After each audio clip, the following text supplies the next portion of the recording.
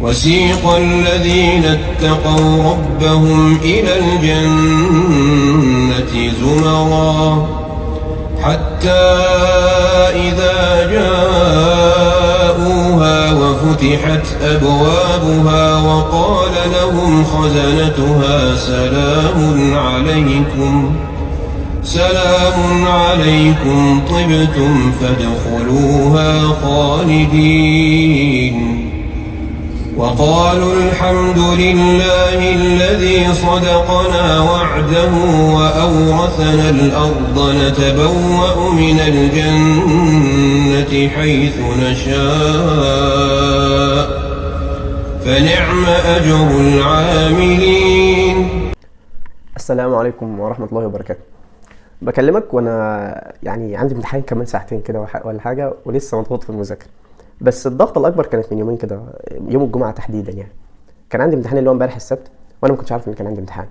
كنت بكلم واحد زميلي يوم الجمعة كده الساعة 7:30 بالليل، فوسط الكلام لقيته فجأة بيقول لي يا اسطى هو انت مجمع الجزئية دي ازاي؟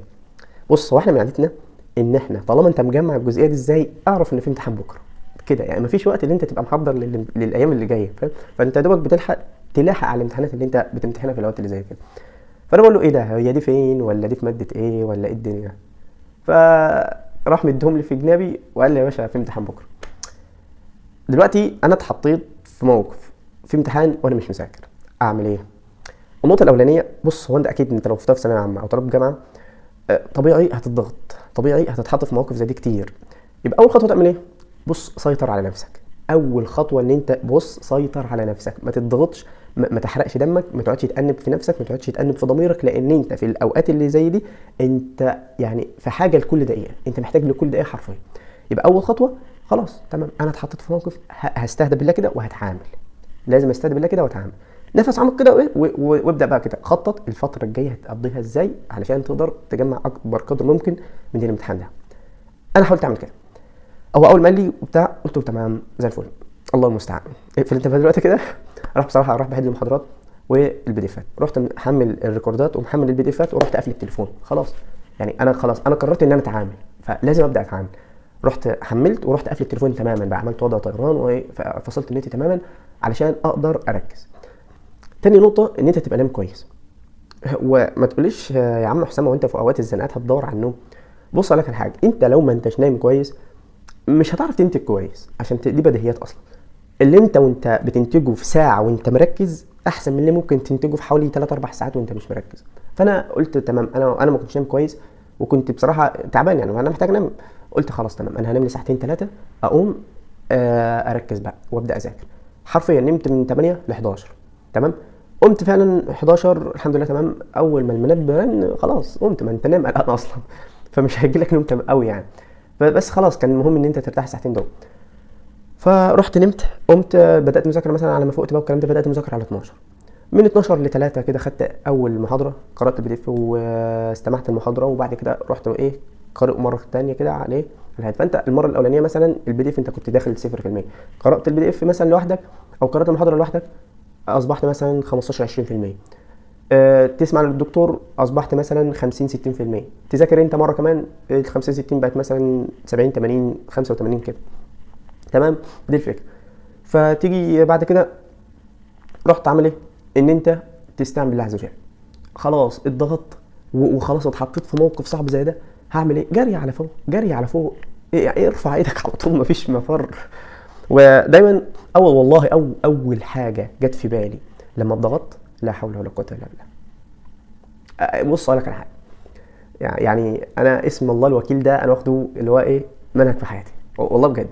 وسبحان الله والله ما فيه مره يعني اعتمدت على الاسم ده وسبحان الله ربنا خذلني. اقسم بالله والله ما فيه مره دعيت وقلت يا وكيل يعني وكلتك الامر الفلاني والامر الفلاني ما تمش. سبحان الله.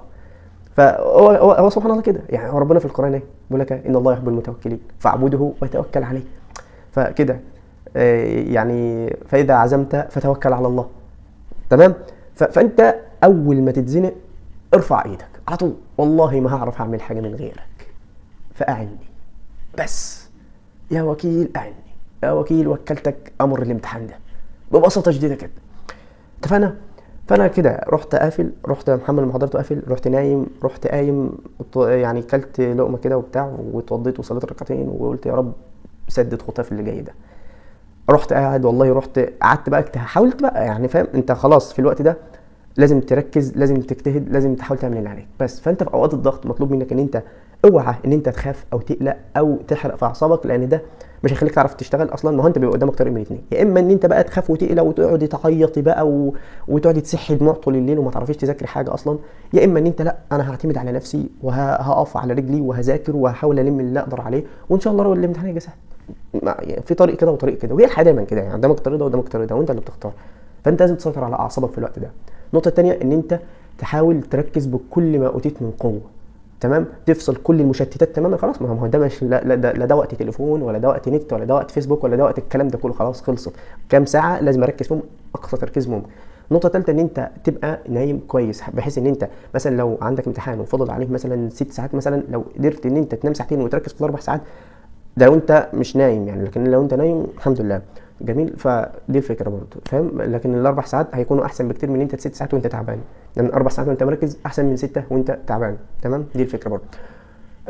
بعد كده زي ما بقول لك يعني تستعين بالله عز وجل، تستعين بالله عز وجل وتتوكل على الله وان شاء الله الامتحان يكسب. والحمد لله الامتحان يعني جه سهل، اي نعم غلطت غلطه كده عبيطه وكنت مذاكرها، ولكن الحمد لله بفضل الله يعني انا من الصفر الحمد لله مش مشكله، قدر الله ما شاء فعل. فجيت اللي هو بقى اللي هو السبت ده يعني جيت دخلت الشقه السكن، كنت خلاص الساعه تيجي 7 مثلا ولا حاجه، يعني الساعه 7 تاني فتعبان بقى خلاص، تعبان تعتبر مطبق فتعبان، وعندي امتحان تاني يوم الاحد اللي هو كمان شويه. فرحت يا دوبك عملت اكل كده وبتاع ونمت برضو لازم بس. فقمت طبعا كان 3 محاضرات برضو ذاكرت واحده والتانية يعني نص كده ولسه بقى التالتة الله المستعان. فاضل معايا ساعتين كده ولا حاجه، فحاول الم فيهم الدنيا ان شاء الله. بس فالنهارده يومنا طويل اصلا، يومنا طويل جدا يعني، لسه هروح الكليه امتحن وعندي سكشن 9، هرجع الفجاله اجيب شويه كتب لحد كده تبعنا وارجع من الفجاله على البلد، فمشوار طويل.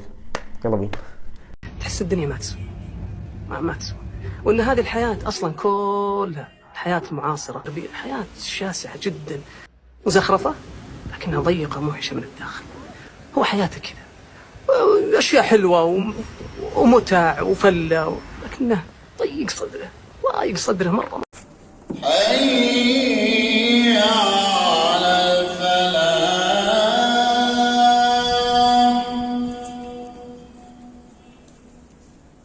حي على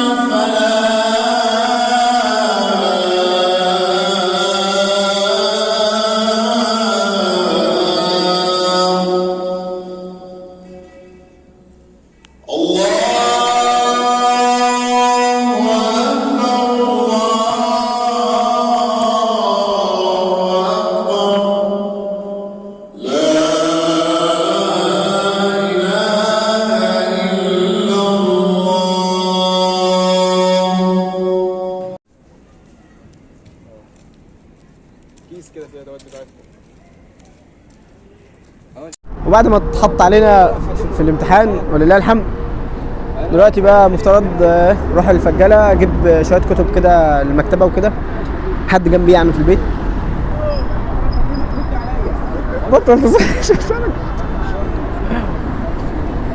بس فايه الله المستعان يعني، فيلا بينا. يا جماعه احلى كريب ايه بقى؟ احلى كريب ايه بقى؟ حسبي الله. ما بجد يعني مش فاهم، مش فاهم. وانت في يا اما فيك حاجه ما شاء الله، معروف ان هو ايه. جه معايا المكاتب كلها قافله. طب هنعمل ايه؟ والله يعني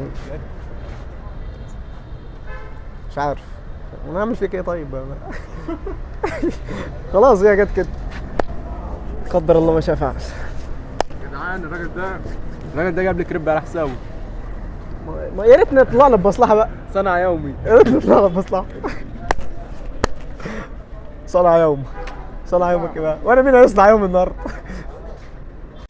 اختي كنت خلصت سوره البقره، فكنت جبت لها يعني اكل هديه كده. فالمهم حسن كان معايا في المشوار، فايه هو اللي كان ماسكه، فانا كنت عمال له، كنت فاكر يعني ان انا اقول له هات امسكه علشان ما انساهوش، ولكن للاسف نسيته، وهو نزل في محطه في المترو وانا نزلت في محطه تانية، فتسوحنا احنا الاثنين، واديني مستنيه ايه شوف بقى هيعرف يجي ولا مش هيعرف، عشان هو اول مره يركب المحطه دي اصلا يعني.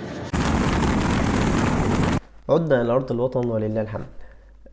بص يا سيدي، في تركه بسيطه كده قبل ما اقفل حابب اقول لك عليها، الا وهي نقطة الملخصات بتاعت زمايلك. ممكن دي يعني تلخص عليك الموضوع بشكل كبير جدا وانت مضغوط، تقدر تبص عليها او تسمع ريكوردات لزمايلك، فربنا يجزي خير اي حد بيقدر يساعد زمايله والله، سواء بقى بشرح سواء بتلخيصات اي حاجة، كل الكلام ده والله بجد يعني ربنا يجزي الناس دي خير عليه.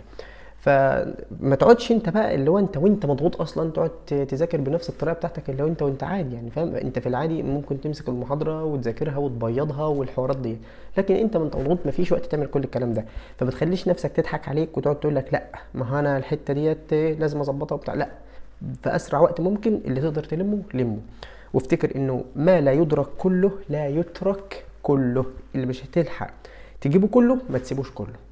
وخد النقطه الاخيره دي بقى وحطها حلقة في ودانك، ما لا ينال بالأسباب يدرك بالدعاء. والشيخ حازم كان ليه مقولة رائعة دايما في الحتة دي، كان يقول لك ايه، لو ما جاتش من الأرض خليها تيجي من السماء، يعني بالظبط لو ما جاتش من الأرض خليها تيجي من السماء. بس يا سيدي ده كان الفلوج بتاعنا النهارده، لو استفدت أي حاجة ما تنساش تدعي لنا، ده مبدئيا. النقطة التانية عجبك الفيديو حط لايك، ما عجبكش حط ديسلايك براحتك، موضوع حرية يعني. ولو استفاد اي حاجه برضو شير الفيديو مع زمايلك، يمكن يفيد الكلام ده اي حد وينقذ حد مضغوط في الوقت اللي احنا فيه ده، وطبعا داخلين على امتحانات وهما اكتر اوقات الضغط في الامتحانات. بس اشوفكم في فيديوهات تانية جايه ان كان في العمر بقيه، والسلام عليكم ورحمه الله وبركاته.